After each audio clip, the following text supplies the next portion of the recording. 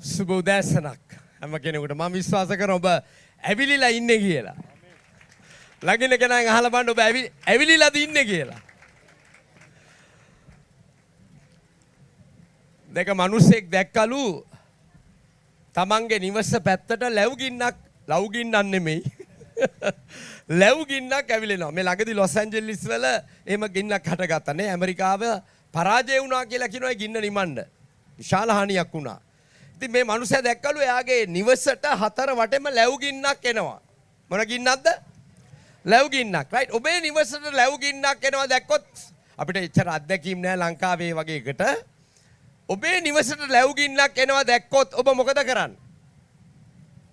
ඔබේ ගේ දැන් පිච්චිලා යන්න ලැව් ගින්නක් එනවා. මොනවද ඔබ කරන්නේ? කියන්නේ. දුවන්න බෑ. හතර වටේම ගින්න එනවා. වතුර ගහනවා. ඔයගලකට වෙන උත්තරයක් තියනවද? කී දෙනෙක් කියනද වතුර ගහන්න ඕනේ? ලැබු ගින්නක් එනවනම් කොහොම හරි මොකද කරන්න ඕනේ? වතුර ගහන්න ඕනේ නේද? කී දෙනෙක් වතුර ගහන්න ඇත උස්සන්න බලන්න. ඔබ දන්න සමහර ගිනි තියෙනවා වතුරේ නවත්තන්න බෑ. දැන් මේ මිනිස්සු මොනවද කළේ? මිනිහා තමන්ගේ ගේ වටේ ගිනි තිබ්බා. එයා මොකද කරේ?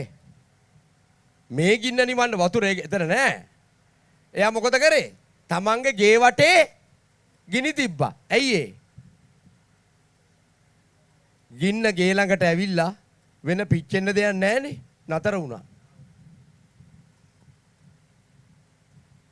ඒ කාටවත් කල්පනා වුණේ නෑ නේද ඒක? වතුර ගහන්න තමයි අපි බලන්නේ. ඕක තමයි සාමාන්‍ය මනස. ඔබට ආත්මික මනසක් තියෙනවද?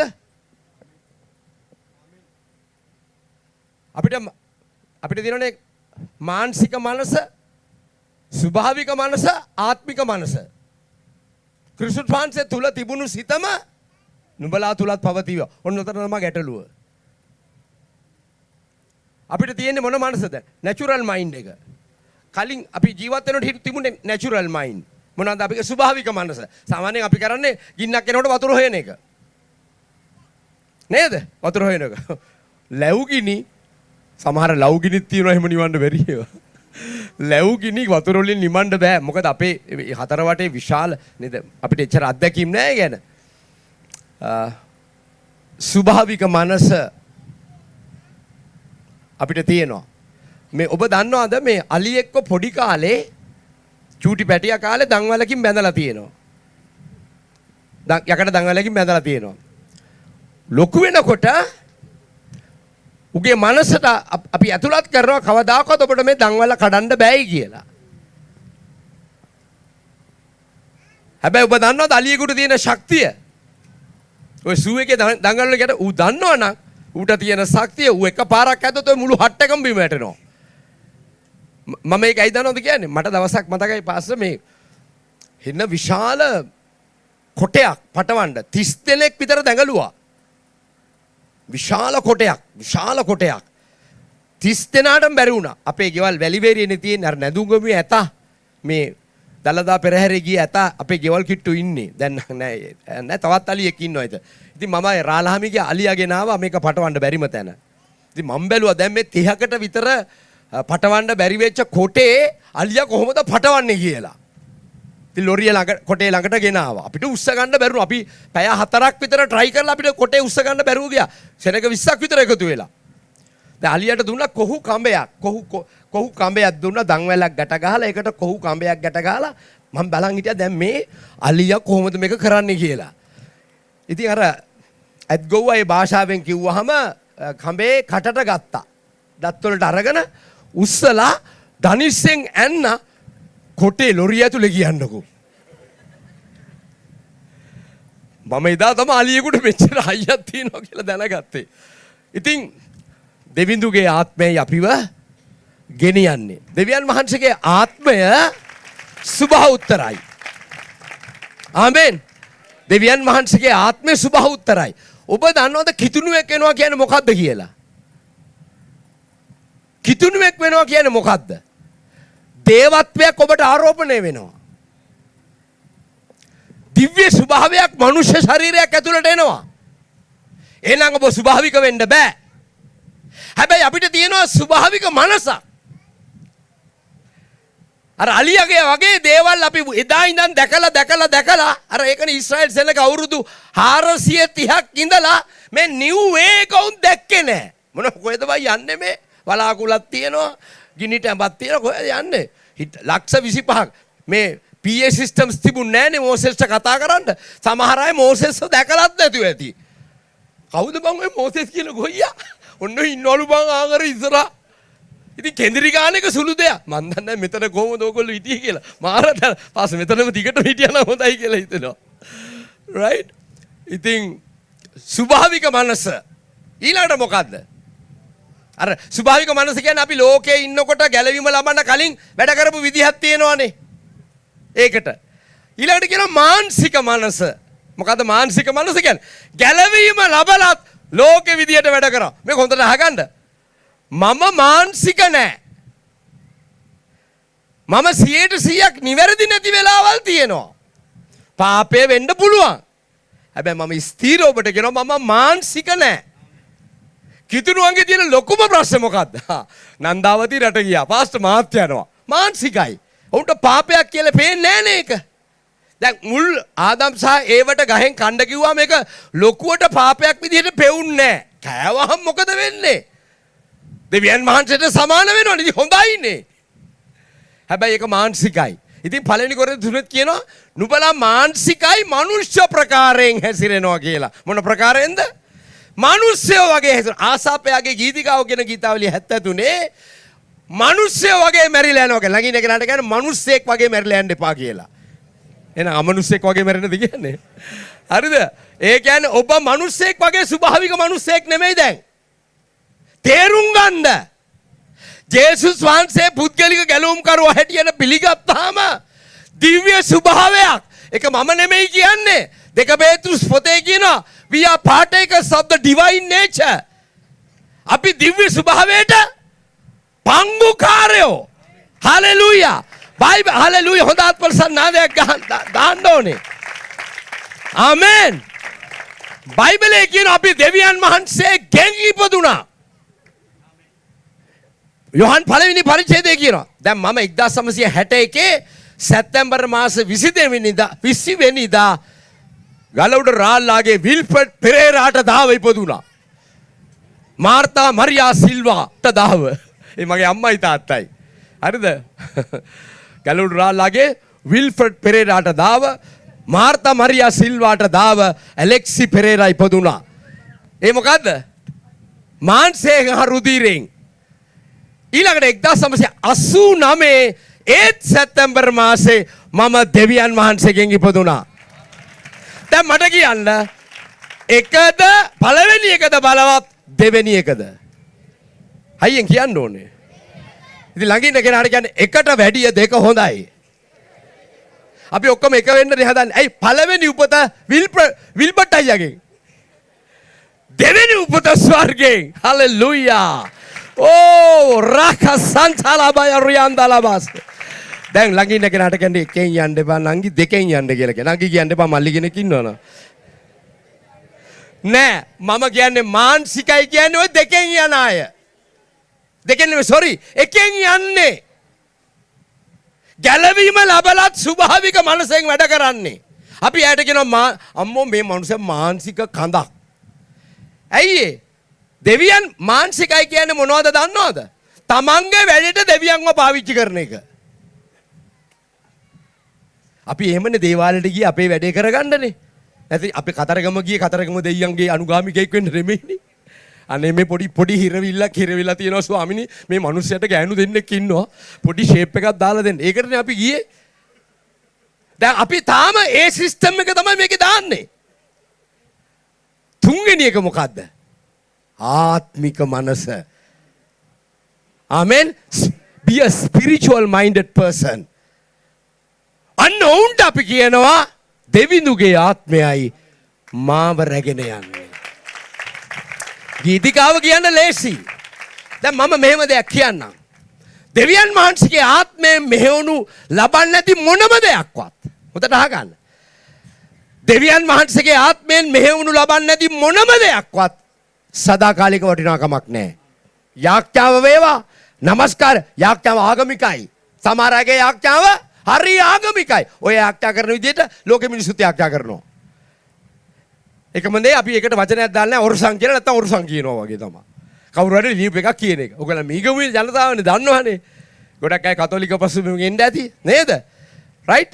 ඉතින් දැන් අපි be a spiritual minded person. ඔබ ආත්මික මනස. ඔබේ යාඥාව වෙනස් ආ. ඔබේ යාඥාව හරි වෙනස්. එහෙනම් දෙවියන් වහන්සේගේ ආත්මෙන් තමයි අපිව ගෙනියන්න ඕනේ. දැන් අපි කිව්වනේ ගින්නක් එනකොට මොකද වෙන්න ඕනේ? ගිනි තියා ගන්න ඕනේ. දැන් තේරුණා නේද? ඇයි පිච්චිලා ඇවිල්ලා ගේ ළඟට එනකොට වෙන පිච්චෙන්න දෙයක් නැහැ. ඔබ සුද්ධාත්මන් වහන්සේගේ ගින්නෙන් පිරුණාම කිසිම ගින්නක් ඔබව ඕවර්කම් කරන්නේ නැහැ. කීදෙනෙක් ආමෙන් කියනවද? හලෙලූයා! හලෙලූයා! ඔබ ආත්මේ ගින්නට වැටුණොත් ඔය ආර්ථික ගිනි, ඔය පෞල් කඩාකප්පල් වෙන ගිනි, මත්ද්‍රව්‍ය ගිනි, අයිස් වේවා මොනවා වේවා ඔය එක ගින්න හොඳින් අහගන්න. ඔබ ගැලවීම ලැබුවා. මේ ආගම මාරු කරගෙන නෙවෙයි. ඔබ අන්ධකාර රාජ්‍යයෙන් තම පුත්‍රයාගේ රාජ්‍යයට දෙවියන් වහන්සේ කැඳවලා තියෙනවා. හරියට කියනවා නම් පුතේ අහගන්න. හරියට කියනවා ඔබ කිතුරෙක් උනේ ලෝකේ අත්තිවාරම් දාන්නත් කලින්. ඔබ කිතුණුවෙක් උනේ කවදද? මේ පොළව හදන්නත් කලින්. ඇයි උන්වහන්සේ ඔබ තෝරගෙන තිබුණා? ආමෙන් කියලා කියන්නේ. හලෙලූයා. ඒ නිසා ඔබ ආත්මයේ ගින්නේ නැමිලෙන්න ඕනේ අද. ඒක ඔබේ choice එක. අනේ අපිට ඕනේ බාස් ගිනි උලි වැඩන්න. එහෙනම් මෙන්න වෙන ගිනියයි. එතකොට දනෝ කියන්න එපා. ඉතින් ළඟින් එක නඩකන දැන් මම අද ගිනි තියාගන්න යන්නේ කියලා. ඇයි අර පාස බේවනකට කිව්වා සමහර දූවිලි නේද? මමත් කුඩු කියන ගින්නට ඇවිලිච්ච මිනිහෙක්. මත්ද්‍රව්‍ය කියන ගින්නට යලංකා කේටරින් එකේ හිටියේ. මගේ සාක්ෂි ඔබගොල්ලෝ දන්නේ නැති මම ගොඩක් කියන්න යන්නේ නැහැ. කුඩු කියන්නද? පාස්ටර්ගෙත් බලවත් සාක්ෂියක් තියෙනවා. පාස්ටර් අල්ලන්න හරි අමාරුයි අප්පා. මම පෞගේ ටිකෙන් ෆෝන් කළා. කෝල් කළා. මේ මත්ද්‍රව්‍ය ගින්නට වැටුණා. මගේ තාත්තා ස්කූල් ප්‍රින්සිපල්, අම්මා ටීචර්. සිගරට් එකක්වත් බොන්න දන්නේ නැහැ අපේ තාත්තා. අවුරුදු 96ක්. කවුරු හරි නිකන් දුන්නොත් සිගරට් එකක් අරන් එයා මං කියනවා තාත්තා සිගරට් බොන්නේ ඔහොම නෙවෙයිනේ කියලා. අපේ තාත්තා ගුරුවරයෙක් වුණාට සිගරට් බොන්නේ කියන්නේ මං. එයා ඒත් එක ඉගෙන ගත්තේ නැහැ හරියට. එයා මගේ හොඳ ස්ටුඩන්ට් කෙනෙක් නෙවෙයි එයා. අනේ මං එයා කවදාකවත් කුණුහරුප කියනෝ දැකලා නැහැ. කවදාකවත් දවසක් යාට බියර් එකක් බීලා කොහේ හරි පාටි එකට ගිහලා පොඩක් ඔළුව තියන් හිටියා. ඔන්න ඕක තමයි එක දැක්කේ. ඒකට අපි පල්ලියේ මංගලයට පාරේ එම්බ්‍රොයිඩර් කර යන්නේ සික්සැක්. මේ පැත්තට නෙමෙයි යන්නේ.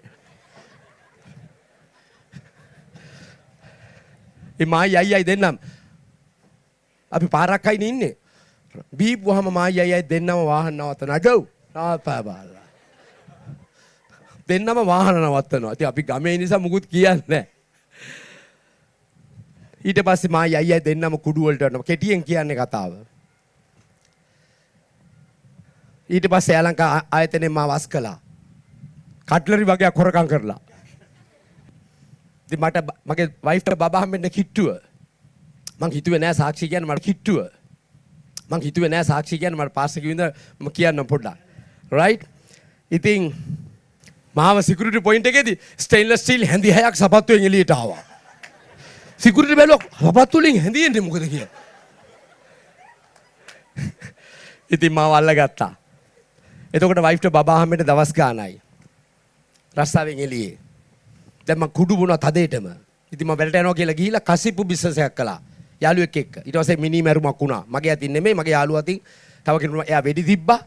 පිරිස් දෙකක් අතර වෙඩි තිබ්බා. වෙඩි තුවක්කුව වැදුන්නේ නැහැ. ඊට පස්සේ මගේ යාළුවාට අරගොල්ලෝ හැංගිලා ඉඳලා වෙඩි තිබ්බා. ඉතින් මම විතරයි බැඳලා හිටියේ මම සීන් එකෙන් අයින් වුණා.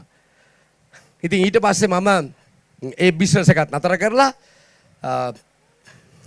තව ගොඩක් දේවල් කරා කුඩු බිස්නස් එක කරා. මගේ දුව ඉපදිච්ච දවසේ මං පළවෙනි වතාවට කුඩු ග්‍රෑම් කීපයක් අරගෙන විකුණන්න ගිහිල්ලා හිටියා. ඉතින් මගේ යාළුවෙක් කිව්වා මචං දුවගේ වාසනාවට හම්බෙද්ද ජොබ් එක. මාර ලාභයිනේ අම්මේ.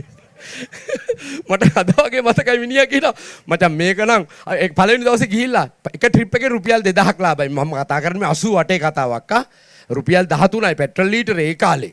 ඉතින් හිතන්නකෝ දවසට රුපියල් 2000ක් හම්බ වෙනවා කියන්නේ සිමෙන්ති කොටයක් රුපියල් 200ක්වත් නැහැ. ඒ කාලේ. ඉතින් අපි හිතුවා දුවගේ වාසනාවට හම්බෙච්ච ජොබ් එක කියලා. ඉතින් ඒවයිත් ගොඩක් ප්‍රශ්න ඇති වුණා. ඊට පස්සේ අකමැත්තෙන් වැරදි විදියට පාරවල් වල චේන් කඩ පොඩි පොඩි දේවල් වලට සම්බන්ධ වෙලා කුඩු බොණ්ඩ සල්ලි හොයන්න සිදු වුණා. 88 89 කාලේ පීයක් ඉනේ ගහගත්තා. ඉතින් ගොඩක් උත්සාහ කරේ පත්තු වෙන පිස්තෝලයක් ගන්න. දේව කරුණාවට හම්බ වුණේ ප්ලාස්ටික් ඒවා විතරයි. හැබැයි ඒ වයින්ුත් සෑහෙන්න වැඩ ගත්තා. ඉතින් මම දන්නවා දවසක් පොඩි වැඩකට ගිහිල්ලා මගේ යාළුවා අතින් ප්ලාස්ටික් පිස්තෝලේ පත්තු වුණානේ පාස්ටර්. අර මිනිස්සු කොච්චර බය වෙලා හිටියද කියනවනම් ප්ලාස්ටික්ද කියලා හොයාගන්න බැරුව ගියා. මිනිහට මතක නැහැ දැන් මේක පත් වෙලා මට වෙඩි වදින්නේ නැත්තේ ඇයි කියලා. මම හිතුවා නෙලයි දැන් අපිට ඉවර. මං කියපු විදිහට මං කව යකෝ උඹ ඕක පත්තු කළේ. මම බය වුණා බං. ඉතින් කෙසේ වෙතත් මේ අද අපි මේවා සිනාමුසු මුහුණෙන් කිව්වට ඒ කාලේ එක කැමැත්තෙන් කරපු දේවල් නෙමෙයි. ඉතින් අන්තිමට මගේ වයිෆ්ට බබා හම්බුණා. එයා දැනගත්ත කුඩු බොනවා කියලා. ඉතින් දැන් ගෙදර තමයි අන්තිමට කුඩු බොන්න ගත්තේ. මේ අතරතුරේ ගිය නැති ආගමික තැනක් නැහැ. සියලුම තැන් වලට ගියා. හැම තැනකටම ගියා. ආගමක් තොරව ඕන හැම තැනකම පිහිට හෙව්වා. වෛද්‍ය ප්‍රතිකාර ගත්තා. අන්තිමට මට වෛද්‍ය ප්‍රතිකාර අරගෙන එපා වුණා. දොස්තරට බෙහෙත් දීලත් එපා වුණා. දොස්තර කාරගෙන් බහිනකොට තාම නිදහසුන් නැද්ද පුතා? මං කිව්වා නෑ සර්. තව ප්‍රිස්ක්‍රිප්ෂන් එකක් ලියලා දෙන්න. ඒ ප්‍රිස්ක්‍රිප්ෂන් නැතුව බේත් දෙන්නේ නෑ. දැන් වගේ ડોක්ටර්ස්ලා දෙන්නයි මුළු ලංකාවෙම හිටියේ. ඉතින් මම කතාව කෙටියෙන් කියන සමහර දවස් ඇඳිරි නීතිය දාලා තිබුණා මුළු රටටම කුඩු බීලා බේත් බීලා ගෙදර බුදිය ගන්නවා. ඉන්න බෑ. පුට් සයිකලයක් අරන් පදිනවා කොළඹට. කොහොමද යන්නේ මේ කොරෝනා ඇඳිරි නීතිය නෙමෙයි ත්‍රස්තවාදී ඇඳිරි නීතිය කියන්නේ. හරි ඩේන්ජර්. ඉතින් අපි දැන් එකම දේ තොටලංග පාලමෙන් පයින්න එපා. කොහෙන්ද යන්නේ? රේල් පාරේ. රේල් පාරේ මිනිස්සු ගියාම කියන අර මුස්ලිම් ඒරියා එකක් තිබුණේ. ඒ උඹලා කොහොමද බං ආවා? එහෙමනේ කියන්නේ මුස්ලිම් අය. උඹ කොහොමද බං ආවා? මං ආවා බං. ඇයි කුඩු? ඉතින් මේ ජීවිතේ එපා වුණා. ළමයා නිදන් ඉන්නකොට එයාගේ කරාබු දෙක ගලවගෙන යනවා. ඉතින් වයිෆ් තමයි අන්තිමට මං කුඩු ග්‍රෑම් එකක් මේ මගේම දේශනාව මං එනකොට මේ දරුවාගේ කාර්යයේදී අන්තිමට වයිෆ්ට කුඩු ග්‍රෑම් එකක් දීලා කිව්වා මට මේක උදේ හවහට දවල්ට බෙදලා දෙන්න. මාත්‍රාව හරියට දාලා දෙන්න. ඉතින් මං උදේ බොනවා දවල් වෙන්න කලින් ආයෙ ඉල්ලනවා. අන්තිමට යා මට ග්‍රෑම් එකම දීලා කියනවා ඔයා කැමති විදිහට බොන්න මොකද හැමතිස්සෙම මේක දිග ඔයාට ගිනි කූරු වලින් දාන්න බෑ කියලා. ඉතින් දැන් මගේ භාර්යාව අවුරුදු 17න් බැන්දේ මාව. බැඳපු විදිය කියන්නේ නැහැ ඉතින්. බඳිනකොටත් ෆුල් ආතල් එකේ බැන්දේ. හැබැයි එකක් මොන ආතල් එකේ බැන්දත් දැන් අවුරුදු 39 පෞල් ජීවිතේ. දැන් මම 100 කෙනෙක් 100 නෙවෙයි 200ක්. දැන් මන් දන්න මොකද දෙවියන් වහන්සේ අර මං කියන්නේ අපි උපදින්නත් කලින් අපිව කිතුණුවෙක් හැටියට උන්වහන්සේ නම් කරලා ඉවරයි. තේරුණාද? ඉතින් ඔබට අතීතයේ වෙච්ච දේවල් දැන් මගේ නෙමෙයි ඔබටත් මතක් වෙයි දෙවියන් වහන්සේ හිටියා කියලා. අම්මෝ දෙවියන් වහන්සේ හිටියා මාව සමහර තැන්වලදී පොලිසියෙන් අහුවෙන්නම ගියා. ඔව්. ඉතින් කේස් ගහත් ඉතින් මට හැඟුණා දේව අනුග්‍රහය කර හිරේ විලංගුවේ වැටුණු අවස්ථා තියෙනවා. ඉතින් ජීවිතේ සතුටෙන් නෙමෙයි ගත කරේ බලාපොරොත්තුනේ ෆාදර් කෙනෙක් වෙන්නනේ. වයස අවුරුදු 6ේදී ෆාදර් කෙනෙක් වුණා. වෙන්න ආසාවක් තිබුණා. ඉතින් මම අර වයස අවුරුදු 6ේදී මම පූජාව තියෙනවා පල්ලියේ ළඟ ඉස්කෝලේ අපේ තාත්තගේ. ඉතින් මම පූජාව තියෙනවා. මන් දන්නේ දේශනා කළේ මොකද කියලා. අක්කලා දෙන්නයි අයියයි තමයි මගේ ඇදහිලිවන්තයෝ තුන් දෙනා. අර පුටු ටික තියලා අල්තාරේ හදලා බංකු ටික තියලා කතෝලික පල්ලියක් ළඟ ඉස්කෝලේක අපේ තාත්තා ප්‍රින්සිපල් වෙලා හිටියේ. ඉතින් ඒ සර්විස් එකේ තිබුණේ කමිනියන් විතරයි. මොනවද කරේ? කේල් කම්පෙති ටිකක් කපලා කප්පේ එක දාගෙන අපේ අක්කලට කවනවා මං. අපේ අක්කලා මුළු දේවමේම ඉතින් මගේ වැඩේ කෙහෙල්කම් තියෙනවා. අර කෝපස් ක්‍රිස්ටි කියලා කියනවා. ඉතින් ඕක කරනකොට අපේ අම්මලා හිතුවා කොල්ලා නම් ඉතින් ෆාදර් කෙනෙක්ම වෙයි. ඉතින් අපේ ඔක නැන්දලා බාප්පලට මාමලට කියනවනේ කියපුව මොන අපේ මග්ගොන ඉඳිය අපේ බාප්පා මට කතෝලික විදිහට අර පූජක ග්ලෝගුවකුයි කළු බෙල්ට් එකකුයි මහලා ගෙනත් දුන්නා. මට වයස අවුරුදු කීයද? 6යි. එක වසරේ මට ලැබුණු ලොකුම තෑග්ග. දැන් වැඩිපුර මම කෙහෙල්කම් කවනවා. දේව මෙහන් දිගටම. ඉතින් අපේ අම්මා බලාපොරොත්තු වෙන්නේ මම පූජකවරයෙක් වෙයි කියලා. මම ඊට පස්සේ ගම්පහ පළාතේ ලොකු පාසලකට ගියා 5 වසරෙන් පස්සේ. ඊට පස්සේ මම සිගරට් වලට ආරම්භය එහෙමනේ. සිගරට් වලින් පටන් ගන්නනේ. ඒකෙන් පටන් අරගෙන එවකට තියුණු සියලුම මත්ද්‍රව්‍ය හා මත්පැති වලට දැඩි ලෙස ඇබ්බැහි වුණා. ෆාදර් කෙනෙක් වෙන සිහිනය මට අමතක වුණා. මට මතකයි 7 වසරේදී හෝ 8 වසරේදී මගේ ගුරුවරයෙක් ඇහුවා මම විශාල ලොකු පාසලක ඉගෙන ගත්ත එතකොට ඔක්කොන්ගෙන් අහලා මගෙන් ඇහුවා දැන් මේ මිනිහා ඇහුවේ මුගෙන් නම් අහලා වැඩක් නැහැ. මු කවුරු වෙයිද කියන්න මට දන්නෙත් නැහැ. මොකද එච්චර දඩබ්බරයි මම. මගෙන් ගුරුවරයා ඇහුවා දැන් තමා කවුරු වෙන්නද කැමති? ඉතින් මට කියන්න දෙයක් තිබුණේ නැහැ. මං කියන්න හිතන් ඒ ඔක්කොම ඉස්සරහ කට්ටිය කියලා ඉවරයි. මං පන්ති අන්තිමට හිටියේ. මං කොමට ෆාදර් කෙනෙක් වෙන්න ඕනේ කියලා. මේ මිනිස්සයාගේ ඇස් දෙක උඩ ගියා. උඩ ගිහිල්ලා කකුල් දෙක ඉඳන් ඔලුවට බල්ලා කිව්වා පාදිලි උන්නාන්සලා නැත්තම්ම කමක් නැහැ කියලා. ඒ කිව්වේ මිනිහා මූ ෆාදර් කෙනෙක් වුණොත් එදාට ඒ ශාසනේ ඉවරයි. ඒම චරිත. දැන් බලන්නකෝ. මම ෆාදර් කෙනෙක් වුණානේ. මම ෆාදර් කෙනෙක් නෙමෙයි. හරිද? මම වසර 6ක් මගේ මේ තනතුරු කියනව නෙමෙයි පුතේ. මම දැන් ඒ වයින් ඔක්කොම අයින් වුණා. අවුරුදු 6ක් ගම්පහ දිස්ත්‍රික්කයේම බිෂොප්තුමා. කොහොමද ඒක? Assemblies of God සංවිධානයේ සභා පාලකවරු 130ක ප්‍රධාන පූජකතුමා මම. චූටි බබාලා කවුරු වෙන්නද කැමති? අද කියන්න. මම ගියේ සම්පූර්ණ වැරදි පොටේ. හැබැයි මම ඔබට අද මේ උදෑසන කියනවා ඔබේ සිතුවිල්ල පවා දෙවියන් වහන්සේ දන්නවා. හලෙලූයා. දැන් ඒකයි මම කියන්න ඕනේ. ආත්මේ ගින්නට ඇවිලෙන්න ඕනේ. ආත්මේ ගින්න ඔබේ හටගත්තොත් වෙන කිසිම ගින්නක් මම දන්නවා අද ගොඩක් ගිනි තියෙනවානේ. ෆෝන් එකත් මා පුදුම ගින්නක්. මේ ෆෝන් එක මේක තමයි අලුත්ම ගින්න. ඔබ දන්න කාරණාවක් කියන්නද? මේ ෆෝන් එක සති දෙකක් ඔෆ් කරලා තිබ්බොත් ස්මාර්ට් ෆෝන් එක සති දෙකක් ඔෆ් කරලා තිබ්බොත් අවුරුදු 10කින් මනස තරුණ වෙනවලු. දැන් කාගෑරි කොණ්ඩේ සුදු නම් ෆෝන් එක ඔෆ් කරලා තියන්න එපා. ඒක නෙමෙයි මේ කියන්නේ ශරීරය නෙමෙයි. ඔබේ මනස රිනිව් වෙනවලු 10 years. සති දෙකක් හිතා ගන්න මේකට ඇබ්බැහුණාම මොකද වෙන්නේ කියලා. හරි කිසිම හේතුවක් නැතුව ජීවිතය නැති කරගන්න තරුණයෝ ඉන්නවද? ඔබ අහලා තියෙනවා මේව. ඇයි පුදුම ගිනි අද ඇවිලෙනවා. අපි බොන කාලේ කුඩුයි ඔය ටැබ්ලට්ස් කීපයක් තිබුණා. අහන්න එපා නං. මොකද ඔයගොල්ලෝ ලියාගෙන බොයිද දන්නෙත් නැහැ. මොකද දවසක් මම එක ටැබ්ලට් එකක නමක් කියලා හවස මට කෝල් එකක් කරලා පාසාර ටැබ්ලට් එකේ නම කියන්නකෝ. කොල්ලෙක්. මම ඔබට දෙයක් කියන්නද? ජේසුස් වහන්සේ එනවද කියන එක නෙමෙයි අපි අහන්න ඕනේ. ආවේ නැත්තම් මොකද වෙන්නේ කියලා. මේ යන විදිහට උන්වහන්සේ ආවේ නැත්තම් මොකද වෙන්නේ? බයිබලයේ කියන මිනිස්සු මරණේ ඉල්ලලා අඬන දවසක් එනවා. අද මිනිස්සු මරණයෙන් ගැලවෙන්න චැනලින් සෙන්ටර් වල දුක් විඳිනවා. මිලියන ගණන් ආස්ති කරනවා. දවසක් එනවලු මිනිස්සු මරණය ඉල්ලලා අඬන දවසක්. ඇයි? මේවා බලන් ඉන්න තවත් අපිට බෑ. දැන් ඒකේ ලකුණු පහළ වෙමින් පවතිනවා. right? එනිසා අද මේ දවාලේ මම ඔබව ධෛර්යමත් කරනවා. සුද්ධාත්මයන් වහන්සේගේ ගින්නට අසුවිය යුතුමයි. එසේ අසුනොතින් වෙන ලොකුම දේ be a spiritual minded person. Amen. ඔබේ මනස වෙනස් කරගත්තොත් ආත්මික මනසක් ඔබට දෙන්න පුළුවන් සුද්ධාත්මන් වහන්සේටයි දේව වචනයටයි.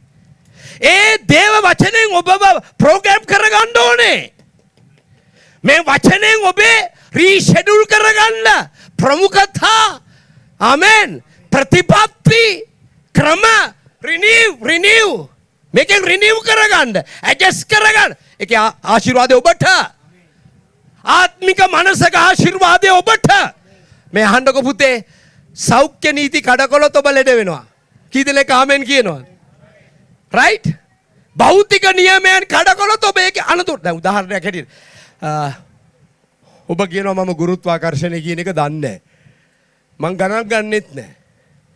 පොල් ගහකට නැගලා පයින්නකෝ ඔබට ගුරුත්වාකර්ෂණය මොකද්ද කියලා තේරෙයි. ඔබ ඉගෙන ගන්න මේක ඉගෙන ගත්තේ නැත්නම් ඔබ මේකේ ගොදුරක් වෙනවා. මේක ආගමික පොතක් නෙවෙයි. මේක ඇවිල්ලා අධ්‍යාත්මික තලයේ එළිදරව්ව.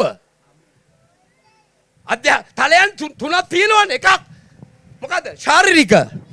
ඊළඟ එක බුද්ධිමය. මානසික. තුන higher realm එක. spiritual realm. මේ පොළව භෞතික ලෝකයක් විතරක් නෙමෙයි. එහෙනම් අපි සත්තු වගේ මරුණාට පස්සේ මුකුත් වෙන්නේ නැහැ. මේ ආගම් කියන එක ඇති වෙලා තියෙන මනුෂ්‍ය. දැන් බල්ලෝ එහෙම ආගම් අදහන්න යන්නේ නැහනේ. සෙනසුරාදා පන්සලේ බල්ලෝ හිටියද? බනහන්න නෑ මොන හරි කණ්ඩ නම් ගිහිල්ලා ඇති. ඒතර අධ්‍යාත්මේ ආත්මේ තියෙන ඔබට විතරයි. එහෙනම් ඔබ ආධ්‍යාත්මික තලයකට අපට විරුද්ධව අපට එදිරිව තිබුණු නියෝග වල ලියවිලා මේක අහගන්න. එක පාපයක්වත් කරන්න ඕනේ නැහැ ස්වර්ගයට යන්න. තේරෙනවද මං කියන එක? එක පාපයක්වත් කරන්න ඕනේ. එක පාපයක් යකා කළේ කලස් පල්ලෙහාට. තේරෙනවද? එක පාපයක්වත් කරපු කෙනෙකුට උඩ ඉන්න බෑ. දාවිත් කියනවා මව් කුසට එනකොට මම පාපයේ ස්වභාවයට අහුවෙලා. දැන් මම ඔබගෙන් ප්‍රශ්නයක් අහන්න. උපදින් නැතු දරුවත් පාපේ ගුණාංග වලින් යුක්ත නම් ස්වර්ගයට යන්න මොකද වෙන්න ඕනේ දුව? නව උත්පාදනයක්. හරිනේ? මම ඒකයි කිව්වේ 1989 මම නව උපතට ඇතුල් වුණා. දැන් සහෝදරවරුනි ඔබ අසාර්ථක වෙන්නේ එකෙන් ගියොත්. ඔබ යන්න ඕනේ මොකෙන්ද? දෙකෙන්. ළඟ ඉන්න කෙනාට කියන එකෙන් යන්න එපා දෙකෙන් යන්න කියලා. මොකද? පළවෙනි උපත කොහෙන්ද? මගේ තාත්තගේ නම ගල උඩ රාලලාගේ විල්ෆ්‍රඩ් පෙරේරා.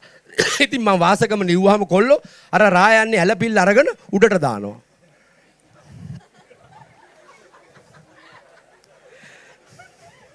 මම පොතේ නම ලිව්වම සම්පූර්ණ සර්නෙම් එකත් එක්ක කොල්ලෝ කපලා රා යන්නේ ඇලපිල්ල අරගෙන ඒක රා යන්නේ උඩට දානවා. ඊතර ගිහලා කල්පනා කරලා බලන්න මම මොකද්ද කිව්වේ කියලා. ඒක පොළවෙන් භූමික දෙයට යටත් දෙවෙනි එක ස්වර්ගයෙන් භූමික කිසිම දෙයකට යටත් නැහැ. පිළිකාවට යටත් නැහැ දෙවෙනි එක. දුගීකමට යටත් නැහැ දෙවෙනි එක. අපි තාම සෆර් කරන්නේ ඇයි? යන්නේ එකෙන්නේ. අද ඔබේ channel එක මාරු කරගන්න. ආමෙන්. වඩා ශක්තිමත් එක. දැන් පළවෙනි ආදම්ට වඩා දෙවෙනි ආදම් හොඳයිද? ආමෙන් කියනවද? ඔව්. පළවෙනි ආදම් කොහෙන්ද? පොළවෙන්. දෙක උඩින්. ආමෙන්. හලෙලූයා. ඊසාක්ද හොඳ ඉස්මායිල්ද? ඊසාක් දෙකනේ. ඉස්මායිල් එක. එකට වැඩිය දෙක හොඳයි. ඒසව්ට වඩා යාකෝබ් හොඳයිද? ඔව්. ඒසව් පළවෙනියා. යාකෝබ් දෙවෙනියා. ළඟින් කෙනාට කන්න එකට වැඩිය දෙක හොඳයි කියලා. කී දෙනෙක් ආමෙන් කියනවද? පළවෙනි මාලිගාවට වඩා දෙවෙනි මාලිගාවේ මහිමේ වැඩි. පළවෙනි උපතට වඩා දෙවෙනි උපත ප්‍රබලයි. හලෙලූයා. හලෙලූයා. මේක අද ආත්මන් වහන්සේගේ ගින්නට ඇවිලෙන්න කිසිම දෙයක්. දැන් මම සුද්ධාත්මන් වහන්සේගේ බෞතිස්මය ලැබුවා. මම ගැලුවේ කතාව කියන්න අවසන් කරන්න බැරුණු කියන්නේ. පල්ලියට ගියා. දැන් හොඳටම කුඩු ගහනවා. පැකට් දෙකක් ගහලා ගියේ. නැතු ඉන්න බෑනේ. ඉතින් මම බැලුවා. අපෝ මේ පැදුරු දාලා හෙන්න පාළු වගේ පොඩි ගේක මෙතන දෙවි කෙනෙක් ඉදීද කියලා හිතුණා. එයි අපි ආවේ තල්ලවිල්ල මඩුපල්ලි හෙන්න මාර ප්ලේසස් වලට ආවේ. මට හිතුණා මෙතන කොයිද දෙවියෝ කියලා. හරිද? ඉතින් මම කතාව කෙටියෙන් කියන්න. අවසානයේ මං ගහලා හිටියට හොඳ මීටරෙන් හිටියේ. ඔබ කැමතිද ඔබේ ජීවිතයේ යේසුස් වහන්සේට බාර දෙන්න කියලා පොඩි ආරාධනාවක් ලැබුණා.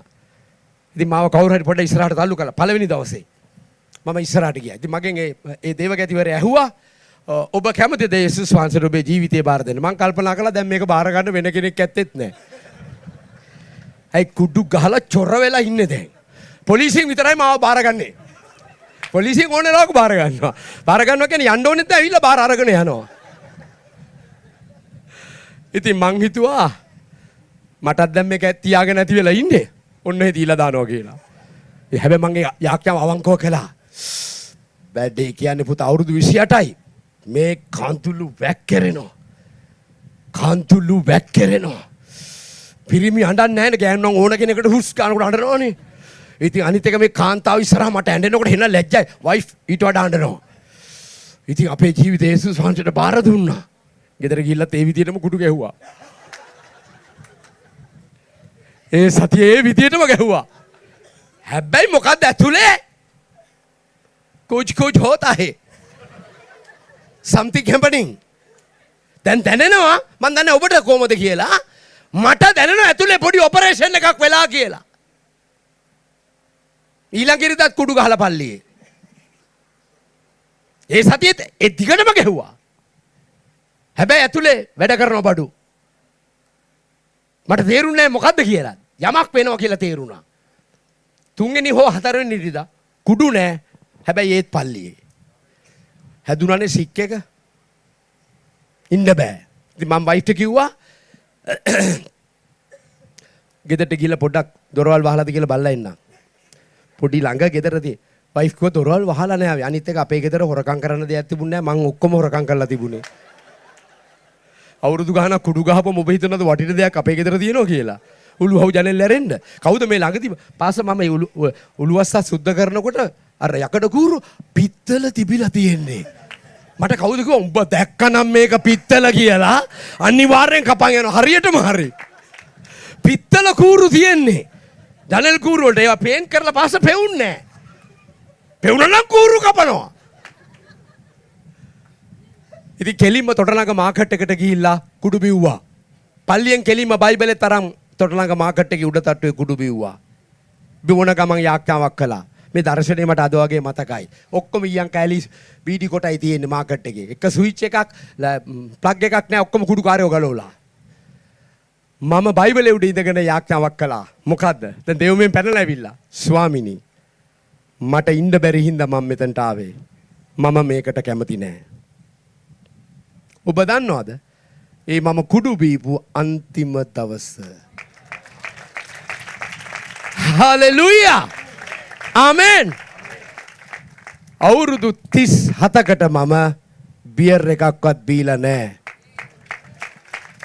අරක්කු ටිකක්වත් විස්කිවත් ප්ලේන් එකේ යනකොට ෂැම්පේන් දුන්නත් මම බීලා නෑ. පුත්‍රයාණෝ නිදහස් කරන සේක් නම් නුඹ සැබවින් නිදහස්ය. හරිද? පළවෙනි දේ ඔබ නීත්‍යානුකූලව නිදහස් වෙනවා. ඊළඟට වචනයෙන් ඔබ නිදහස් වෙනවා. සැබෑව ඔබ දැනගන්නවා ඇත.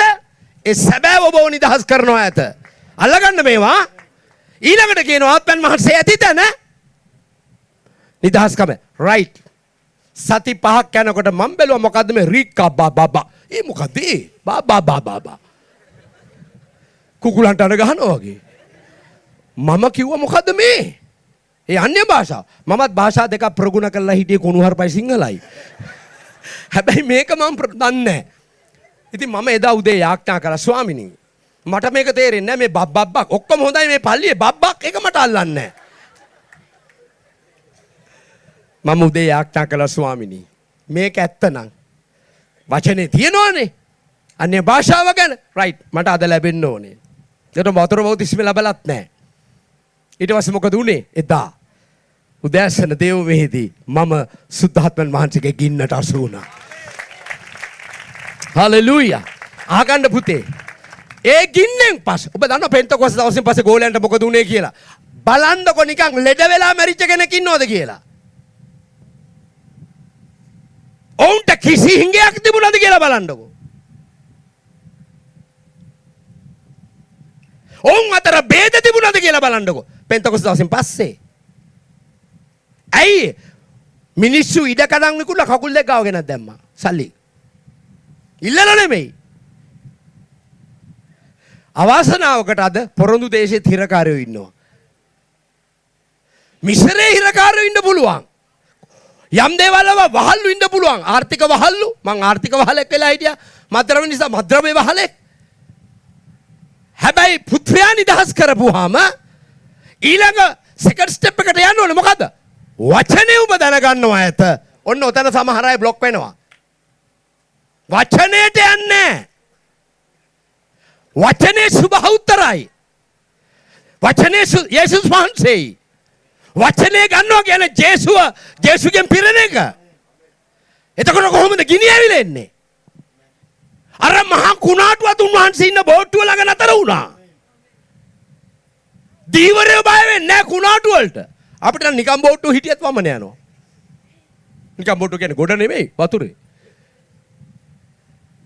අද ඔබේ ගින්නෙන් ඇවිලෙන්න ඕනේ. මම ඒක ඇවිලුණා.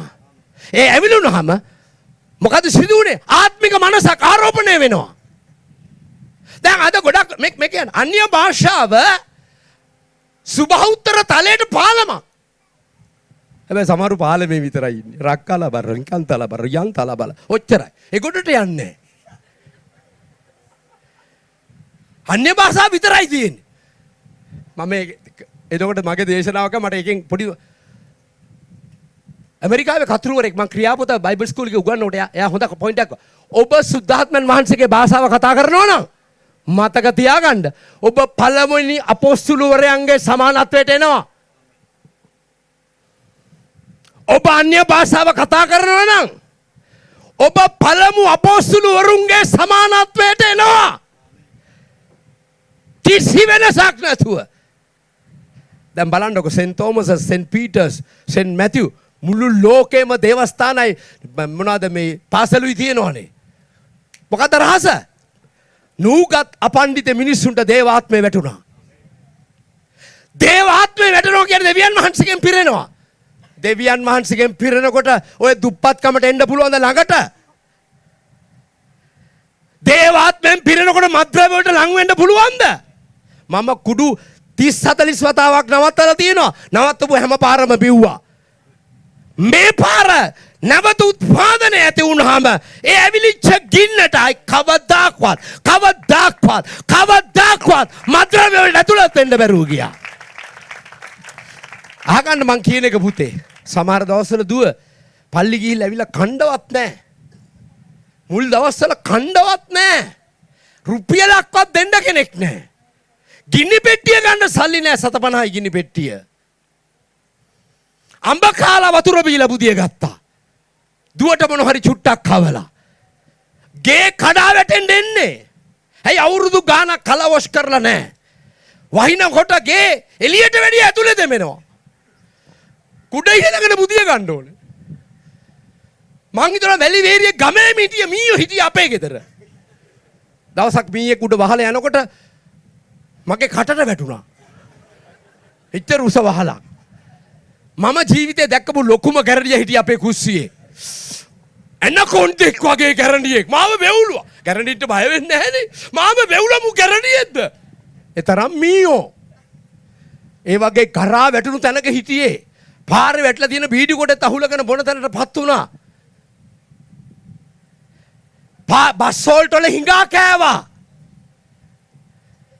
සමහරට මගේ වයිෆ් හම්බුණා. නංගි දුවට හොඳයිද? ඇයි අයියේ? නෑ මේ ඇලෙක්සි ඇවිල්ලා කිව්වේ දුව ඔපරේෂන් එකකට තියෙනවා. බොරු. අපේ දුවව මම ඔපරේෂන් කරලා තියෙනවා. ඇඟ හැමදැනම.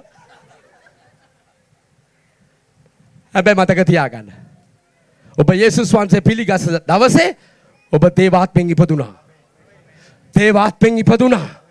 දේව ස්වභාවයට පංගුකාරයෙක් වුණා. ආමෙන්. හලෙලූයා. ආමෙන් කියලා කියන්න. දිව්‍ය ස්වභාවයක් ඔබට ආරෝපණය වෙලා තියෙන්නේ. ඒකයි යේසුස් වහන්සේ කිව්වේ වචනේ ලැබපු අය දෙවිවරු කියන බව නුඹලා අහලා නැද්ද? යේසුස් වහන්සේ යුදෙව්වන්ට කියනවා වචනේ ලැබුවන්ට දෙවිවරු කියන බව උඹලා කියවලා නැද්ද? ළඟින කෙනාට කියන්න රැස් වලල්ලක් නැතත් ඔය දෙවි කෙනෙක් කියලා. අපි දෙයියන්ව දකින්නේ රැස් වලල්ලක් තියෙන්න බෑ. අර ෆොටෝ වල.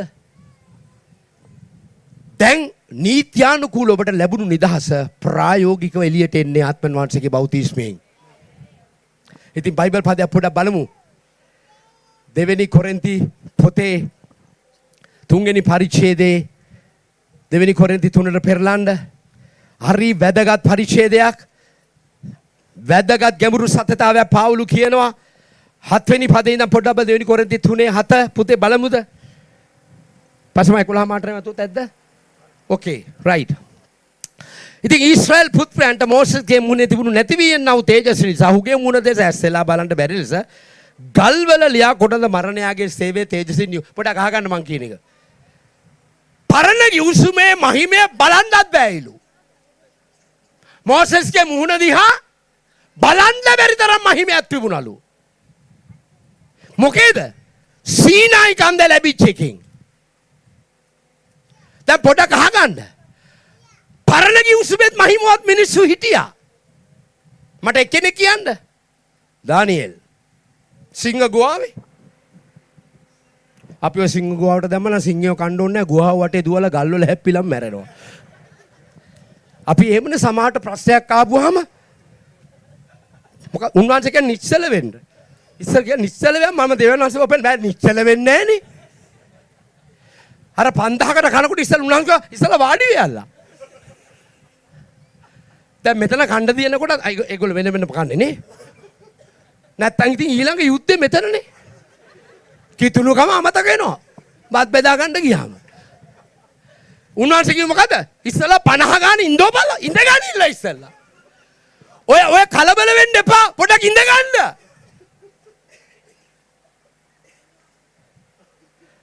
නිශ්චල වෙන්න. උන්වහන්සේ දෙවියන් වහන්සේ බව පෙන්නන්න ඉස්සලා මොකද කරන්න ඕනේ? ඉස්සලා ඉඳ ගන්නකො. මට අපේ පුතත් කියනවා සමහරට තාත්තේ බොරු කලබලේ පාපුවා තාත්තේ බොරු කලබලේ. සමහර වැඩවලට ගියාම මේක කියන්නේ මොකද්ද? පරණ යුසුමේ තිබුණු මහිමය ගැන. මට පොඩි දෙයක් කියන්න. ඒසයි 43 කියනවා පුරාණ දේවල් සිහි කරන්න එපා. මම 아무තු දෙයක් කරන්න යනවා. දැන් ඒක හට ගන්නවා ඇත. උන්වහන්සේ කියනවා හලෙලූයා. උන්වහන්සේ කියනවා it has begun now. දැන් ඒක ආරම්භ වෙලා තියෙනවා. Did you see? ඔබ දකින්නවද ඒක? අලුත් දෙයක් උන්වහන්සේ ඔබ තුල පටන් අරන් තියෙනවා කියලා දකින්න නෑ ස්පිරිචුවල් මයින්ඩඩ් නෑනේ. දැක්කොත් ඔය අනම්මනම් භූත කරන්නේ නෑ. ළඟින කෙනාට කියන දැක්කොත් පద్මාවතී නෙවෙයි දැක්කොත් ලැබෙනවා කියලා කියන්නේ. දැක්කොත් පద్මාවතී ලැබෙනවලු. පොඩි එකෙක් කියනවා දැක්කොත් පද්මාවතී ලැබෙනවලු. කවුද ඒ පොඩි එකා?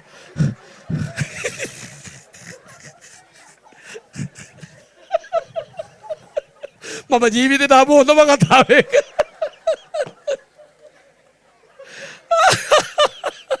පද්මාවතී කෙනෙක් ඉන්නවද පුතේ? right.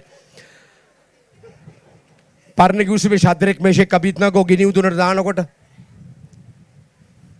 දාන්න අපිව. කොහොමද මහිමේ?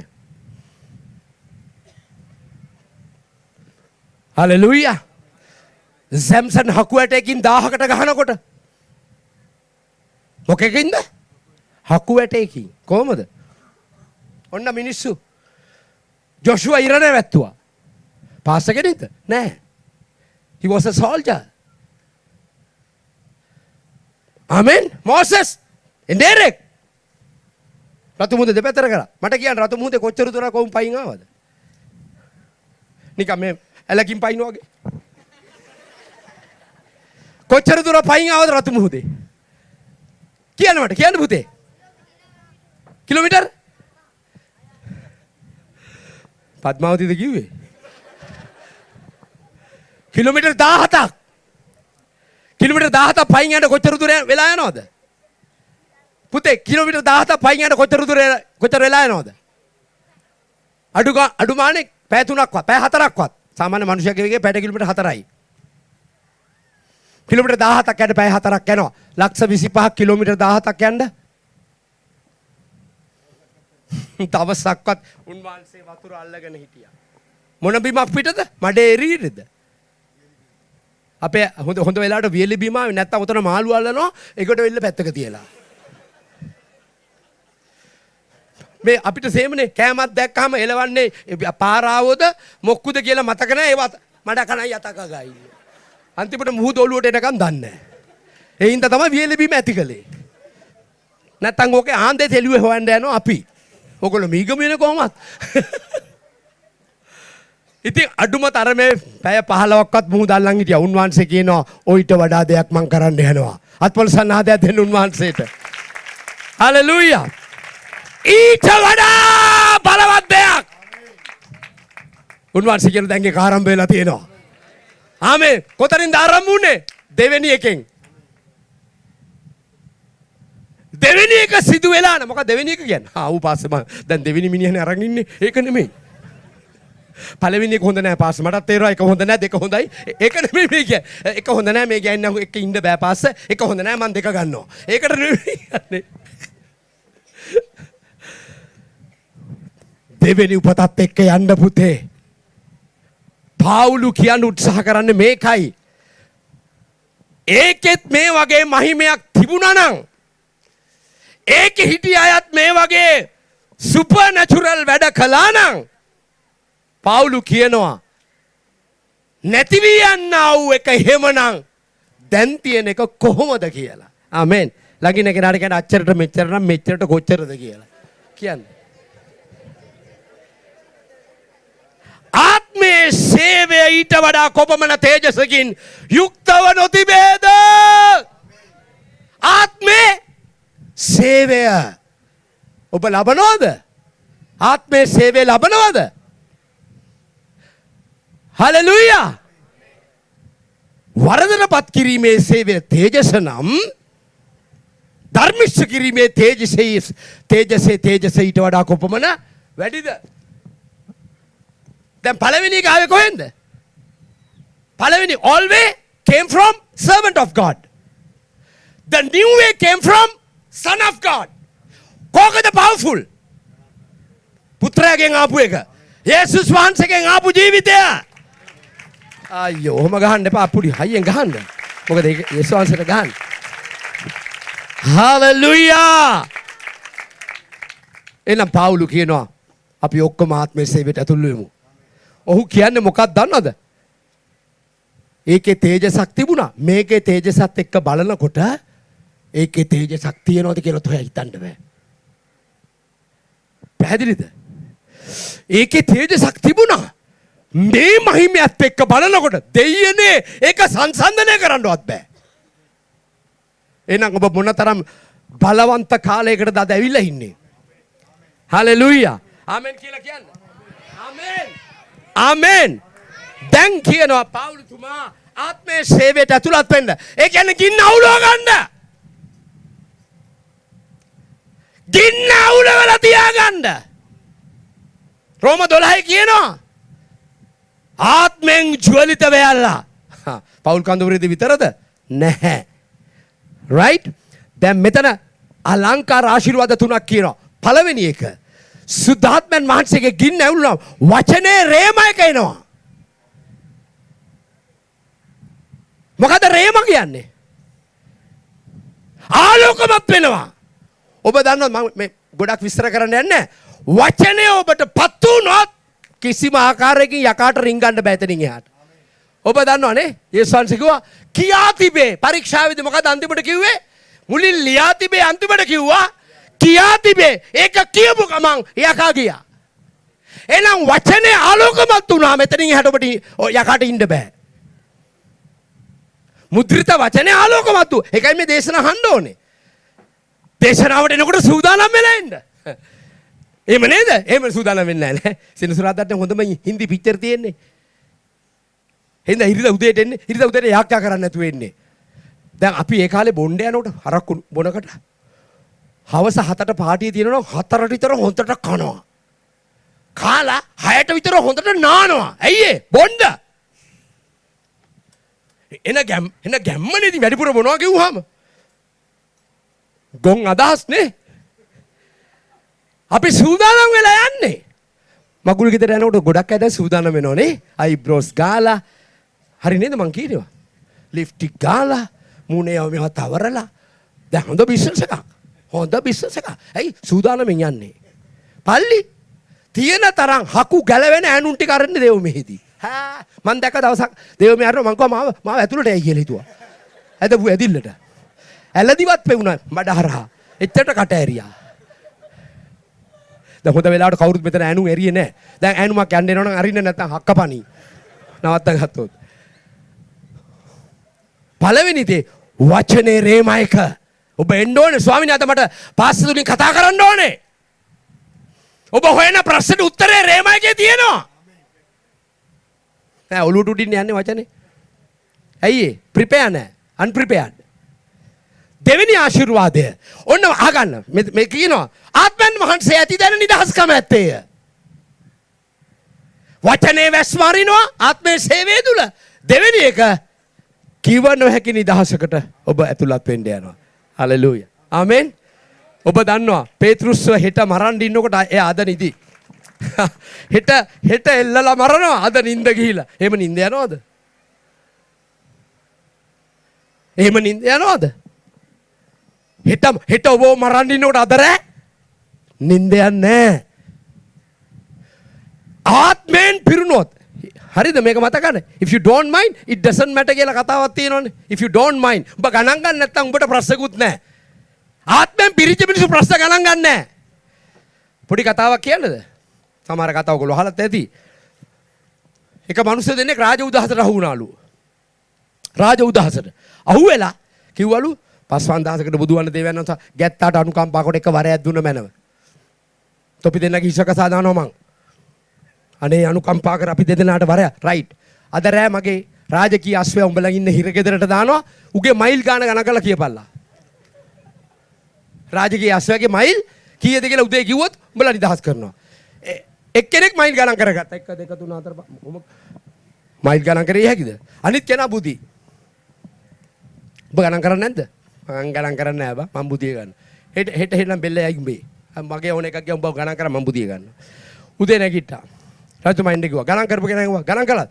5000කට බුදුවන්න දේවයන් වහන්සේ ගණන් කළා ගණන් කරගන්න බැරි වූ ගියා එළිය වෙනකම්. අනිත් කෙනා ගියා ඔබ ගණන් කළාද? ඔව්. කීයද? 53 කෝටි 64 ලක්ෂ 32625යි. හරියටම හරිද? ඔව් බොරු නම් ගණන් කරලා බලන්න. රිලැක්ස්. නගින්න කෙනාට කියන්න රිලැක්ස්. අභියෝග තියෙයි. නිශ්චල වෙන්න. අන්න ආත්මෙන් පිරිච්ච අය.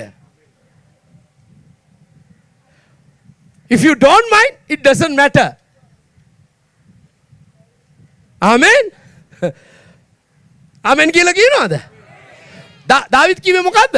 උන්වහන්සේ මගේ සතුරන් ඉදිරියේ මට කෑම මේසයක්. සතුරු ගහන්න දිනවා. මල්ලි පොඩ්ඩක් ඉන්න බා චුට්ටක් කාලා එන්න. ඒකනේ කියන්නේ. දැන් ඔයගොල්ලෝ කකා ඉන්නවා. කකා ඉන්නකොට එනවා. ඩෝවරන්න කපනම්. ඇයි මල්ලි?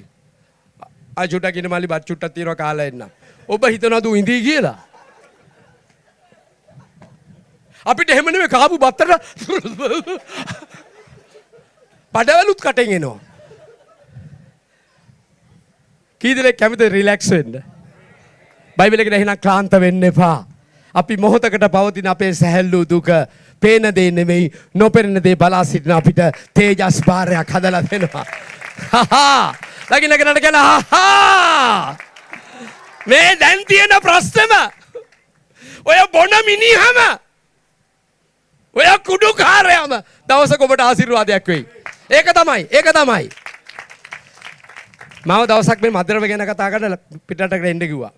ටිකට් එක ෆ්‍රී, ඇකොමඩේෂන් ෆ්‍රී, ෆුඩ් ෆ්‍රී, කෑම ෆ්‍රී, පොකට් මනිත් අතර දීලා. දැන් මං ඉන්නවා ට්‍රාන්සිට් එකක එයාපෝට් එකේ. මං කල්පනා කරා පාස් අම්මට සිරි කුඩු ගහපින්දන්නේ මේ වරප්‍රසාදේ. මට හිතුණා දන්නවනම් තා පොඩ්ඩක් ගන්නවා කියලා. ඉතින් එච්චර වැරද්දක් අද මෙතෙන්ට ගෙනත් තියෙනවා නම් දැන් ඔබ ඇයි කලබල වෙන්නේ? ඇයි බයිබලයේ කියන අපි අතිශයින් ජය ගන්නව වමුවා? ආමෙන්. ඔබ දන්නවනේ චිත්‍රපටි කොච්චර සටන් තිබුණත් අන්තිමට දිනන්නේ කවුද? නළුවා දිනනවා. මොකද ඇයි නළුවා දිනන්නේ? තිර රචකයා හදලා තියෙන්නේ මේ විදිහට. දැන් ඔබේ තිර රචකයා කවුද? දෙවියන් වහන්සේ. මොකක්ද ඒක ලියලා තියෙන්නේ? ඔයාගේ නම මොකද්ද දුව? සෝරි කියන්නේ? දිල්රුක්. මොකද්ද දිල්රුක්ෂිගේ තිර රචකයා ලියලා? දිල්රුක්ෂි අවසානයේ ජයග්‍රහණය කරනවා. ඕක තමයි ලියලා තියෙන්නේ. ළඟින් කෙනාට කියනවා ඔයා ගුටි කන නළුවෙක් නෙමෙයි කියලා. මේ සියල්ලේදී අපි ජය ගන්නෝ නෙමෙයි. We are more than conquerors. We are more than ජයග්‍රාහකයන්ට වඩා ජයග්‍රාහකයෙක්. කවුද? ආත්මය තුල ගමන් කරන අය. දැන් ඊළඟ පදේ කියනවා ආත්මන් වහන්සේගේ නිදහස ඔබට අත්විඳින්න ලැබෙනවා ප්‍රශ්න තියෙද්දිව. ප්‍රශ්න තියෙනවා නමුත් පුදුම පීස් එකක්. මොකද වෙන්නේ? ඒ ප්‍රශ්නෙම උන්වහන්සේ ටර්න් කරනවා ආශිර්වාදයකට. කලබල වෙන්න එපා. එතකොට ඊළඟට කියනවා අපි ස්වාමින් වහන්සේගේ තේජස කැඩපතකින් මෙන් දක්වමින් ආත්මන් වහන්සේ වෙන ස්වාමින් වහන්සේ කෙරෙන් තේජසින් තේජසට මාරු වෙනවා. ළඟින් කෙනාට කියන තේජසින් ඔබ තේජසට යනවා. ආමෙන්. හයියෙන් කියන්න. හලෙලූයා. මහිමෙන් මහිමයට. මොකක්ද නතන වචනය? මෙටමෝසේ කියන ග්‍රීක වචන. මෙටමෝසේ කියන්නේ මොකක්ද දන්නවද? දැලමුවෙක් සමනලෙක් ඉස්කෙඩියෙක් ගෙම්බෙක් වෙනවා කියන එක හිතිය හැකි. හරි නේද? ඉස්කෙඩියනේ ගෙම්බ වෙන්නේ. කීටෙක් මధుරෙක් වෙනවා කියන එක හිතිය හැකි.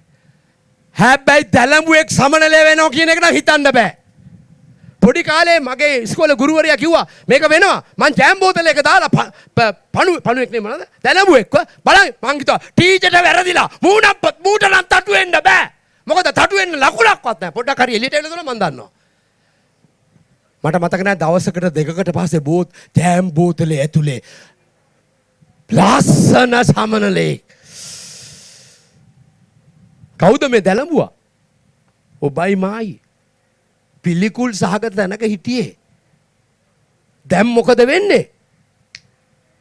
සමනලෙක් වගේ වෙන්න යනවා. හලෙලූයා. ආමෙන්. රයිට්?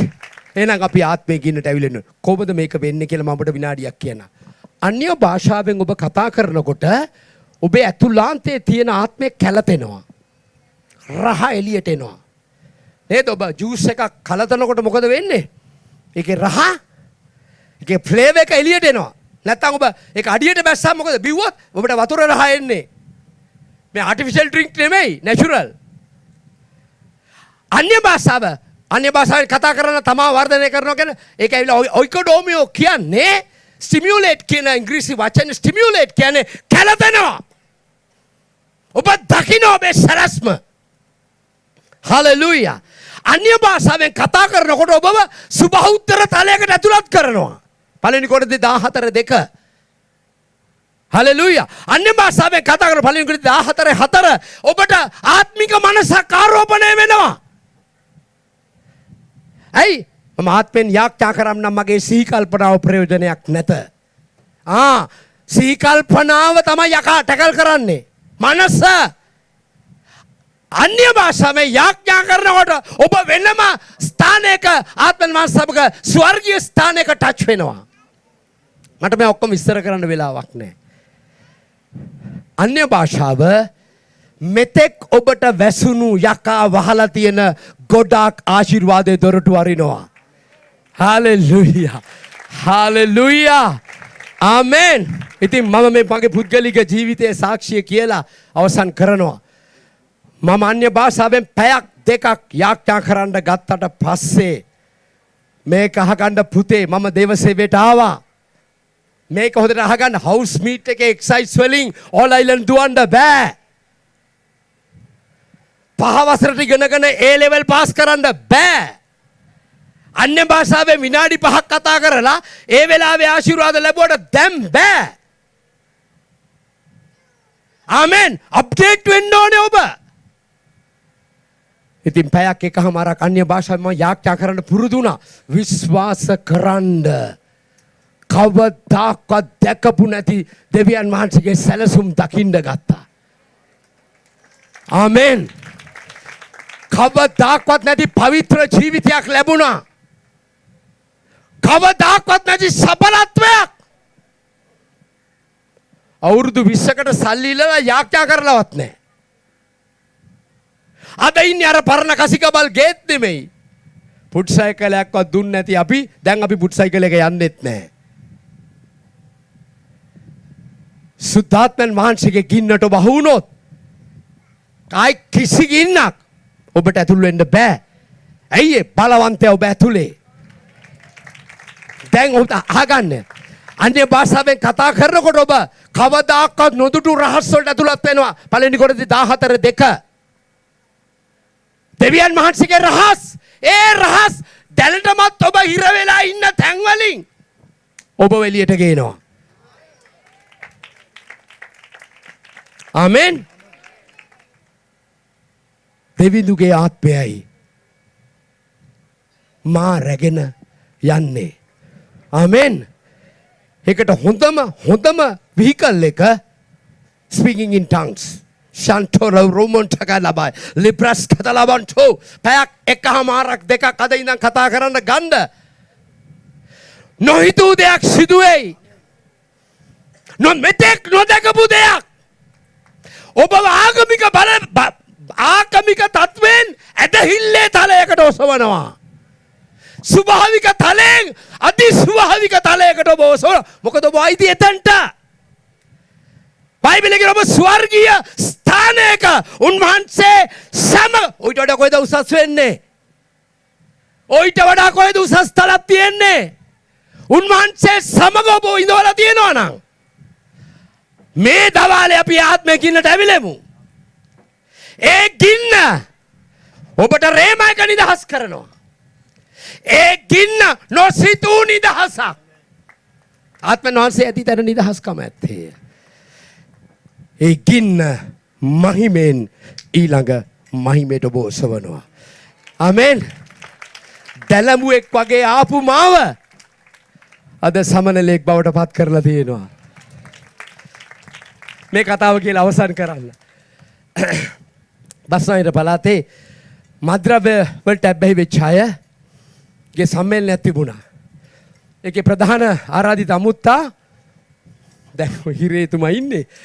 දේශබන්දු තෙන්නකෝන් මැතිතුමා ඉස්සලා ගවර්න්මන්ට් එකේ බස්නාහිර පළාතේ ඔක්කොම පොලිස් නිලධාරීන් හිටියා ලොකු තනතුරු වල ඉන්න ඔක්කොම. ඔබ දන්නවා කවුද දේශකයා කියලා? දේශකයා මේ දැලඹුවා. මමත් ගියා. දේශබන්දු මහත්මයා ආවා. ආගමික නායකයෝ ගොඩක් හිටියා. හැබැයි මම තමයි දේශකයා. එතුමා ඇවිල්ලා ඔක්කොටම වැන්දා. මටත් වැන්දා. මට මතක් වුණා මම පොලිස් කාර්යෝ කී දෙනෙකුට වැඳලා තියෙනවද කියලා. සමනලෙක් වෙන්න කැමතිද? අර ඕගොල්ලෝ කියන සමනල් නෙමෙයි ඈ. මන්දක තරණ කොල්ලන්ගේ ටික මුණ අංජබජල් වෙනවා. මොකද වෙන ඩෙෆිනිෂන් එකකුත් තියෙනවා සමනල් කතාවේ. ඒක නෙමෙයි මම මේ කියන්නේ. දැලඹුවෙක් වගේ විනාශ වෙන්න හිටි ඔබව මමව අද නීත්‍යානුකූලව පුත්‍රයා නිදහස් කරලා වචනෙන් නිදහස් කරලා ඊළඟට ආත්මෙන් හලෙලූයා. එනිසා අද දවාලේ අපි ආත්මේ ගින්නට ඇවිලෙමු. මම ඔබට කියනවා පුතේ හිතන්න දිලුක්ෂි නේද කිව්වේ? දිලුක්ෂි ළමයි වටා මොන ගිනි තියනවද අද? ළමයින්ගේ වටා මගේ දෙවමේ තියෙන දැන් ඉස්සර ක්ලාස් එකක් තියෙන්නේ. අම්මලා එතන ඉන්නවා. සමහර තාත්තලා පඳුරු අස්සේ. ඒ කෙල්ලව බලන්නේ. ඇයි සමහර අය මේ ක්ලාස් එකට ඇතුල් වෙලා පිටිපස්ස දොරේ රේල් පාරේ. කොච්චර කල් ලෝක කරන්න පුළුවන්ද? ඔබ සමහර මද්‍රව්‍ය දැන් තියෙනවා ඔබට අහු වෙනකොට වෙන්න ඕන දේ වෙලා ඉවරයි. ගෑනු ළමයි ගොඩක් ටැබ්ලට්ස් වලට ඇබ්බැහිලා ඉන්නවා. දරුවන්ගේ ටියුෂන් වලට නෙමෙයි ආත්මේ ගින්නට පුරුදු කරන්න. ටියුෂන් වලින් විභාගයක් සමත් වෙන්න පුළුවන්. මේ ගින්නෙන් ජීවිතයක් ඔබට ලැබෙයි. අපි නැගිටිමු. මාත් එක දරුවෝ දෙන්නෙක් ඇවිල්ලා හිටියා. දෙවනෝසගේ ආලේපේ තියෙන දරුවෝ දෙන්නෙක් මම දන්නවා. පාසස්ලා ඉන්නවා පාසස් සුරේන්. සුද්ධාත්මන් වහන්සේගේ ආලේපේ ලබන්න කැමති ආත උස්සන්න. පාස කම නැද්ද ඉස්සරහට එන්න කිව්වට. පුළුවන් විදියට. පුළුවන් විදියට ඉස්සරහට එන්න. පුළුවන් විදියට සුද්ධාත්ම බෞතිස්මේ ලැබලා නැත්නම් එන්න ඉස්සරහට. ඔව් දේව සේවකයෝ ටිකත් එන්න කරුණාකර මේකේ පාස්ටර්ස්ලා දේව සේවය කරන අය පුතේ තව චුට්ටක් ඉස්සරහට එන්න.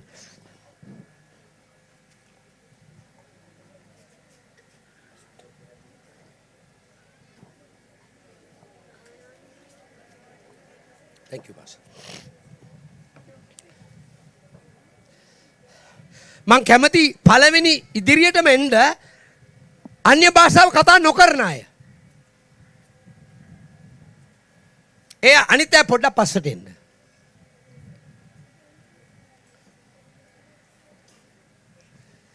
ටග්ගල එන්න. අන්‍ය භාෂාව කතා කරන්නේ නැද්ද? තව ටික චුට්ට ඉස්සරහට එන්න පුතේ. හරි ඇති. බලන්න අන්‍ය භාෂාව කතා නොකරන අය චුට්ටක් අත උස්සන්නකෝ. අත බලයට දාන්න. මම පොඩක් වචනයක් කියන්නද? යේසුස් වහන්සේ ගෝලයන්ට කිව්වා මේක ලබන්න නැතුව කොහෙවත් යන්න එපා. යේසුස් වහන්සේ වගේ කෙනෙක්ගෙන් ඉගෙන ගත්තට පස්සේ තව මොනවද ක්වොලිෆිකේෂන්? හොඳම බයිබල් ස්කූල් එක. හොඳම ග්‍රැජුවේට් ඩිප්ලෝමා එක. නමුත් උන්වහන්සේ කිව්වා මේ පොරොන්දුව ලබනකම් ජෙරුසලමෙන් ඈත් වෙන්න එපා. එහෙනම් අපිට පුතේ තේරෙනවා සුද්ධාත්මන් වහන්සේගේ පිරීම කෙතරම් වැදගත්ද? ඔවුන් 120 දෙනෙක් පෙන්තකොස්ත දවස් උඩු මහලේදී මේ ආත්මයට අසු වුණා. පොඩ්ඩක් මාදියා බලන්න. ප්‍රතිඵලය 120 දෙනෙක් මේ මුළු ග්‍රහ ලෝකෙම වෙනස් කළා. පොඩ්ඩක් අහගන්න. ඒ ආත්මේ ගින්න නිමිච්ච නිසා තමයි ඒකෙන් 4/3කට වඩා මුස්ලිම් වුණේ. තුර්කිය, එපිසය ක්‍රිස්තියානි නගරයක්. අද මුස්ලිම්. අද මුස්ලිම් කියන ඔය සමහර යුරෝපයේ රටවල් එදා කිතුණුව හිටියේ. 120කගේ බලපෑම කන්ටිනියු වුණේ. මං ඔබට කියනවා 120කට පුළුවන් වුණා නම් මේ ග්‍රහලෝකයේ ජනගහණයෙන් 8න් 7ක් වෙනස් කරන්න. ඇයි ඔබට බැරි? ආත්මේ අන්‍ය භාෂාවේ අත්දැකීම ඔබ ලැබපුවාම ඔබ සුබහුත්තර තැනකට ට්‍රාන්ස්ෆර් වෙනවා. ඔබ තවත් මිනිසෙක් වෙන්නේ.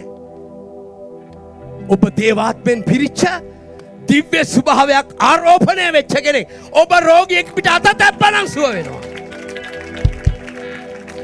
ඔබේ රෙදි කෑල්ල රෝගියෙක් මත තිබ්බහම සුවේ ලබන්න යනවා. අනිත් එක අපි දැක්කදේ පේතෘස්ලා යොහන්ලා වගේ අය ඔවුන්ට ප්‍රශ්න තිබුණා යේසුස් වහන්සේගේ ඉන්නකොටත්. ભેද තිබුණා. නමුත් ඔවුන් එක්සිත්ව. ආමෙන්. 120 දෙනෙක් මේ ආත්මයේ ගින්නට අහු වුණාම ඔවුන් කෝටිපති වුණා අන්තිමට. ඔබ නවගි උසුමේ බලන්න ක්‍රියාපොතේ ලෙඩ වෙලාවත් මිනිහෙක් මැරුන්නේ නැහැ. ඒ කියන්නේ රෝගය ඔවුන්ට ලං වෙන්න බෑ. දිව්‍ය සුවය නෙමෙයි දිව්‍ය නිරෝගීකමේ හිටියේ. දිව්‍ය සුවය කියන්නේ ලෙඩ හැදිලා සුව වෙන එකනේ. ඔවුන් හිටියේ මොකද? divine health. දිව්‍ය සුවය නෙමෙයි දිව්‍ය සෞඛ්‍ය. ඔබට දැන් දෙන්න පුළුවන්. ආමෙන්. එක දේශනාවයි 3000ක්. හොඳට අහගන්න. කිතුණුව ආරම්භුනේ කොතනද? බලවත් බලපෑම් තුනක් ඇතුලේ. පළවෙනි එක මොකද්ද? රෝම අධිරාජ්‍ය. උන් යක්ෂයෝ. උන්ට ආගම් වැඩක් නැහැ. උන්ට ඕනේ දියුණුව. පල්ලි වැඩක් නැහැ. අද එහෙම නගර තියෙනවා. දෙක යුදෙව්වන් ආගමම බදාගෙන හිටිය මිනිහ. ආගම විනේ මිනිස්සු මරන්නත් ලෑස්ති. යුදෙව්වන්. දන්නවනේ? 3 ග්‍රීක්වරු ඒගොල්ලන්ට මොකවද වැඩක් නෑ බුද්ධිය. අපිට තියෙන ලොකුම බාධක තුන නේද? රටේ ප්‍රශ්න පල්ලියනකොට ඊළඟට මිනිසුන්ගේ බුද්ධිය කොහේ ඉන්න දෙවියෝ තමයි. තුන්වෙනි එක ආගම. ඔය බලපෑම් තුන මැද්දේ කිතුණුවන් බිහි වුණා. දසදහස් ගණනින් ඒ ආලේපේ කින්න වැටුණා. ආමෙන්. කිසිම අධිරාජ්‍යයකට බැරි වුණා උන්ව නවත්තන්න. රෝම නීතියට බැරි වුණා. ඔවුන්ව මරලා ගිනි තිබ්බා. ඒත් ඔවුන්ව නතර කරන්න බැරුව ගියා. ඒ ආලේපය අද ඔබ මත එනවා. ඒ අනුග්‍රහය ආලේපය අද ඔබ මත එනවා. ලැස්ති වෙන්න ගන්න අසීමිත ලෙස ආත්මය ඔබ තුල ක්‍රියාත්මක වෙන්න යනවා.